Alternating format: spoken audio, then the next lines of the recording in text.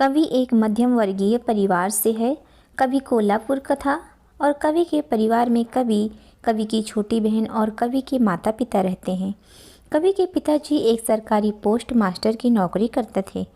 काव्या बहुत अमीर परिवार से है और काव्या उस परिवार की इकलौती लड़की है जो उसकी माता पिता की बहुत ही लाडली है। काव्या के पिताजी एक बिल्डर थे और उनके पास बहुत दौलत था। काव्या कवि स्थान की थी और उनके पिताजी एक बहुत बड़ा प्रोजेक्ट कोल्हापुर में चला रहे थे, इसलिए सारे परिवार के साथ काव्या कोल्हापुर में रहती थी। कोल्हापुर कवि की एक बहुत ही अच्छे सरकारी स्कूल क्लास 11th में पढ़ता था और उसी स्कूल में काव्या भी क्लास 11th में भर्ती हुई थी। कवि पढ़ने में और खेलने में बहुत ही अच्छे थे और स्कूल के सारे टीचर्स उसे बहुत ही प्यार करते थे। कवि उस स्कूल में टॉपर था। काव्या बहुत ही खूबसूरत थी। काव्या उस स्कूल में बिल्कुल नई थी, इसलिए उसका कोई भी दोस्त नहीं था। काव्या जब स्कूल में नई आई थी उस दिन कवि उसे देखकर पसंद करने लगा, लेकिन कवि उसे बात करने से डरता था। धीरे धीरे काव्या का भी कुछ दोस्त बन गया। कुछ दिन ऐसा ही बीत गया। धीरे धीरे पढ़ाई के सिलसिले में कवि और काव्या की बात होती थी। काव्या को जब भी कुछ नोट्स की ज़रूरत पड़ती थी वह सीधा कवि से मांग लेती थी और कभी भी सब कुछ छोड़कर काव्या का काम करके देता था। 3 महीना बीत गया। अब वह दोनों बहुत ही अच्छे दोस्त बन गए थे, लेकिन काव्या कवि को सिर्फ एक दोस्त की नज़र से ही देखती थी और कवि काव्या को मन ही मन में चाहने लगा। कवि एक दिन काव्या से फ़ोन नंबर मांगा और काव्या भी बिना कुछ सोचे उसे फ़ोन नंबर दे दिया और कवि भी अपना नंबर काव्या को दे दिया। अब बीच बीच में कवि काव्या को फ़ोन करता था। पढ़ाई के सिलसिले में बात करने लगा। धीरे धीरे उन दोनों की फ़ोन में बात बढ़ने लगा। अब काव्या भी कवि को थोड़ा थोड़ा पसंद करने लगी थी। उन दोनों का मुलाकात अब 1 साल हो चुका था और क्लास 11th के एग्ज़ाम भी करीब आने वाला था, इसलिए स्कूल की छुट्टी हो गया। लेकिन कवि और काव्या दोनों फ़ोन में बात करते थे। 11th का एग्ज़ाम ख़त्म हुआ। कवि फिर से टॉप किया था और काव्या दूसरे नंबर पे थी। 12वीं क्लास में भर्ती होने के लिए जब 1 महीना बाद स्कूल खुला तब कवि और काव्या का मुलाकात हुआ। वह दोनों बहुत समय बाद एक दूसरे से बात किया, लेकिन कवि का मन तो कह रहा था कि मैं अपने दिल की बात काव्या को बता दूं, लेकिन पता नहीं उसे किस चीज़ का डर था, बोल नहीं पाया। ऐसा और कुछ महीना बीत गया। अब वह दोनों और करीब आने लगे। स्कूल में सरस्वती पूजा था और उस दिन कवि ने सोचा कि आज काव्या से अपने प्यार के इजहार कर ही दूंगा। ये सोचकर कवि स्कूल में आया और काव्या भी आई। दोनों एक ही साथ पूजा किए। जब काव्या अपने घर जाने वाली थी तब कवि ने काव्या को स्कूल की एक खाली क्लास में बुलाया और अपने प्यार का इजहार कर दिया। काव्या भी ना नहीं कर पाई और कवि को कहा, मैं भी तुम्हें पसंद करती हूँ।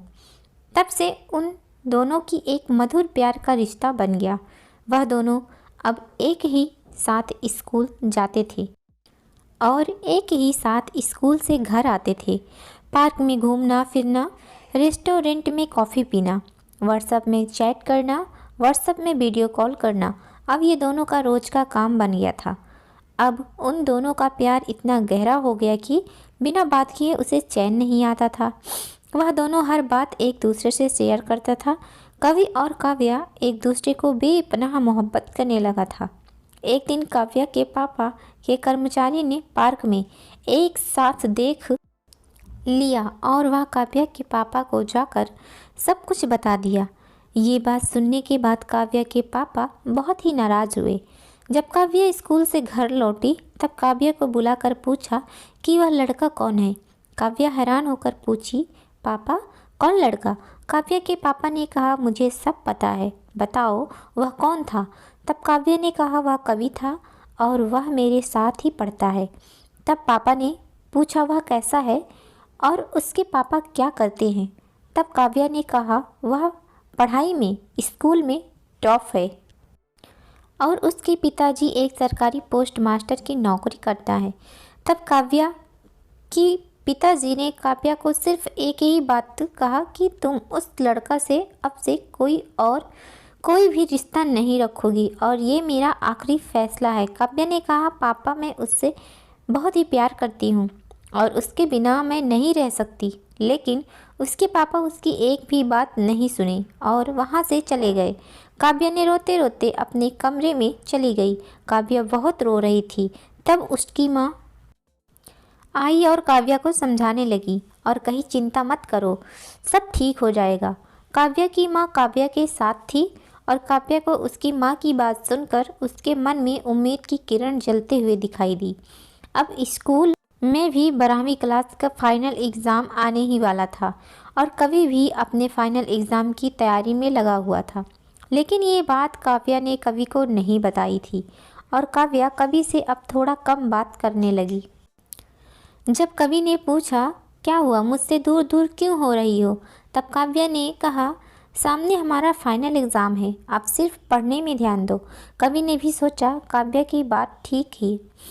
ये सोचकर कवि ने पढ़ाई में जोर देने लगा और धीरे धीरे एग्ज़ाम का दिन आ ही गया। कुछ दिनों बाद जब एग्ज़ाम ख़त्म हुआ तब कवि ने काव्या को कॉल किया और पूछा, आज शाम को पार्क में आ सकती हो। काव्या ने कहा, नहीं, घर में कोई भी नहीं है, मम्मी पापा घर से बाहर गए हैं, मैं बाद में फ़ोन करती हूँ। ये कहकर काव्या ने कवि का फ़ोन काट दी। कवि को थोड़ा अजीब सा लगा। कवि ने फिर से कॉल किया लेकिन काव्या उसका कॉल काट दी। कवि और भी परेशान हो गया। 2 दिनों तक काव्या ने कवि का फ़ोन नहीं उठाया। वह दोनों 94% पाकर अच्छे से पास हो गए और रिज़ल्ट लेने के लिए जब काव्या स्कूल में आई तब कवि को काव्या ने सारी बात बताई और कवि ने कहा, ठीक है, तुम बिल्कुल चिंता मत करो, मैं कुछ न कुछ बंदोबस्त करता हूँ। कवि और काव्या अभी नाबालिग हैं। कवि ने काव्या से कहा, काव्या तुम मुझसे कितना प्यार करती हो। काव्या ने कहा, क्यों, तुम्हें नहीं पता। कवि ने कहा, पता है, लेकिन मैं तुम्हारी मुँह से सुनना चाहता हूँ। काव्या ने कहा, कवि मैं तुम्हारे बिना नहीं जी सकती, मैं पूरी ज़िंदगी तुम्हारे साथ बिताना चाहती हूँ।